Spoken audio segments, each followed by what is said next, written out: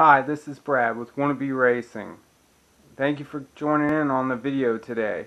If the information I share with you helps you out in your build, I'd appreciate it if you give a like and subscribe. Thank you very much for your time. Let's get right into it. Mom, What? you gonna sponsor my race car? That's what I'd like to know exactly No. what this,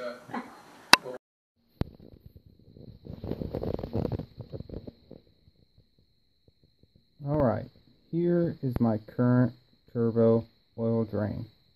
As you can see, it is a 10 to a 10 line to a 10 hose end with a bung. Now here lies the first complication, is the actual limited space that you have. As you can see there, to actually tighten that, it's gotten pretty beat up from not being able to see and using steel wrenches on it. But I've actually had to grind down the head of that bolt. So originally I had tried to put on a 12 drain hose, but it's just not possible. Nor does anybody make a 12 flange for a T3 turbo. Here's a stock bolt for you, you can see, standard size, and you can tell the difference of how much I had to grind that down just to make it work. So I will take this drain off so that you can see what its downfalls are and how we are going to go about fixing this. Alright, thank you for joining in. What you're looking at here is a typical 10 drain that comes from a T3 turbo. And if you truly believe that you have your drain optimized, then you can skip ahead to part 2, the next video. But I urge you, if you have a 10 drain, I urge you to stick around and watch till the end. There's going to be a lot of really important information in here that will help you out. And I'm going to help you design a new drain that will fit and will work for you. So, let's begin. This is your typical 10 drain. We have Earl fittings here. We have an Earl 45-degree fitting. Actually, that's a 60-degree fitting in a straight. And then we have 10 line in the middle, and we have a classic 10 fitting that's a male. And as you can see, I've actually ported this one out. I've done everything I possibly can to make this as efficient as possible. I'll show you a picture right now, right here, of what they normally look like. Okay, now that we've seen that, you can tell the major difference. I've went in, I've drilled this out, and I've tried to chamfer it to make it look how the flange is coming out of the turbo. But there's one thing you can never get around.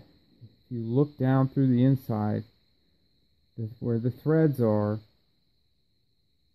that's still next down in there. So I have this opening up here enlarged pretty good. That's about 15 millimeters. But down here is still only 13.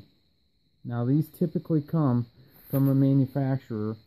Here's a 10 push lock. They normally come around 11.5 millimeters, and you can see here I've drilled this out to about 13. Well, you can't go much further because then you get into the good flange. You have to have that nice flange surface there, and you don't want it to leak. So what do? If you can only go 13.5 millimeters, and they recommend a minimum of, I think it's a minimum of 15. Basically, you have to get rid of this setup.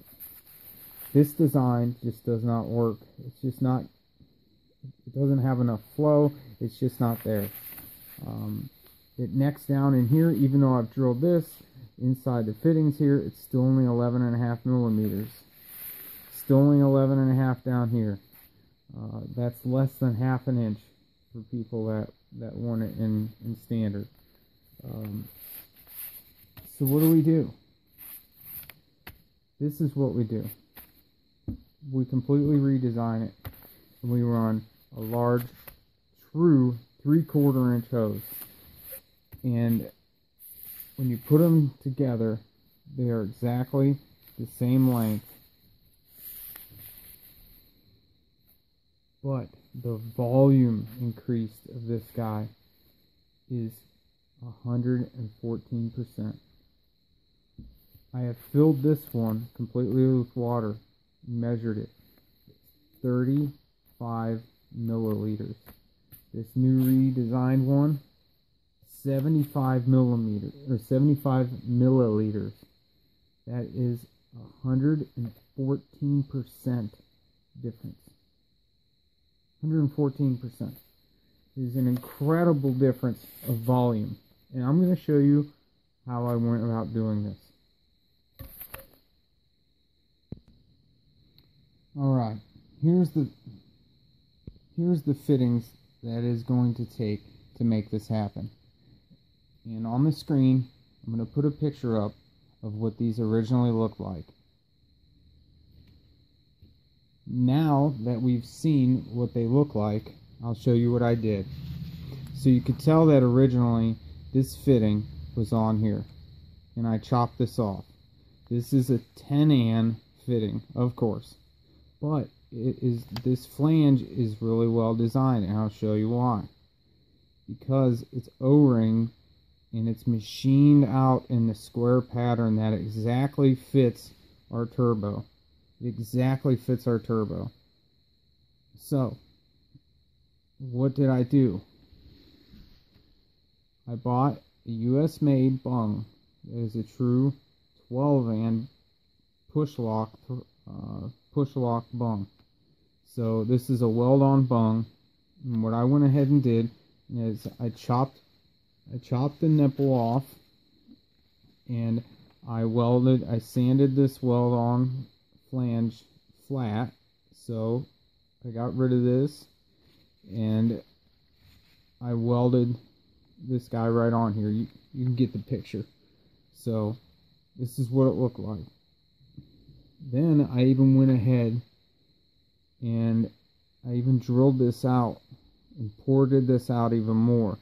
And I ported this out even more so that it matched the new bore size on there.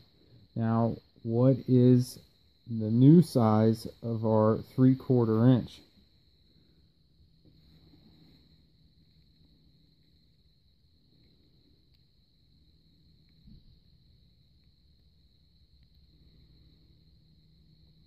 .3 millimeters. 16.3 millimeters.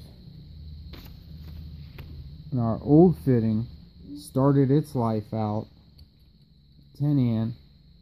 They start out at 11.5. Now we're ending up with 16.3 millimeters. It's just a tremendous difference in the size. So this is the key to making it work. Now we go ahead and we get a true 3/4 inch hose. The inside of this is 20 millimeters. It's 20 millimeters. Then we get another 3/4 inch bung and we weld it on. Or if you really don't want to do that, you don't want to take your oil pan off, you're still getting the benefits of much more volume with your hose. Just for comparison here is a 10-an stainless steel line up against our 3/4. As you can see, this is 14 millimeters, this is 20. It's just a tremendous difference in volume. That's the first part of this video, is all about getting more volume for our oil drain. The second video is going to be about pressure. So, if you don't want to go ahead and weld on a new bung, which I would suggest you do, because if you leave a 10-AN bung that's like this style, this is a 12-AN, but if you left one on there, it's still going to neck down. At least you get the extra volume and you get the oil out of the turbo. But you would just buy a straight push lock. This is a 3/4. You buy a straight push lock, and you would have to somehow, either tape this up to make up the difference. The oil the oil coming out of the turbo drains by gravity. So we want as much volume to have as much flow as possible. The drain itself does not experience much pressure, so you don't have to worry about having a push lock style like this. It won't ever see 70 or 80 psi or whatever your car produces for oil pressure. It's literally probably 5 to 10 psi at best, because all the turbo manufacturers tell you is it's all gravity drain. So that's why our turbos are smoking. At least this is part of it. So you would just go ahead, put this on, and get your regular style hose clamps on. The other big key is, if say we wanted to go, why didn't we just weld a 12-AN bung style on like this and do the threaded really nice fittings, like this style? Why didn't we just do that? Because unfortunately with our style turbochargers, there's just no room. I showed you in the beginning the picture, the video with my turbo and how close it was to the compressor housing. Look at this, is the 3/4, or here, I need to actually have it on this fitting. You saw how close the 10-AN was. See how far that overhangs? There's just no way. I tried it. So this is the best method that I found out.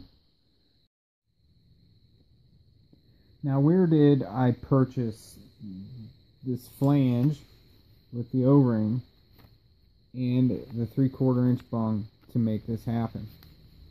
eBay. This flan originally with this on it, that nipple, it was 15 bucks on eBay. Probably a good old China special, but the machine work is really, it's on par. I mean, it's done really, really well. There's little notches to hold in the O-ring, and really seems to be nice and flat, and it's made of pretty dang good material. The two bungs that I purchased, they were $5 a piece, and those were also purchased on eBay from a US seller, and that's where I've got the parts for this. So if I can, I'll take pictures of the sellers that these came from, and I'll put the pictures up now for you.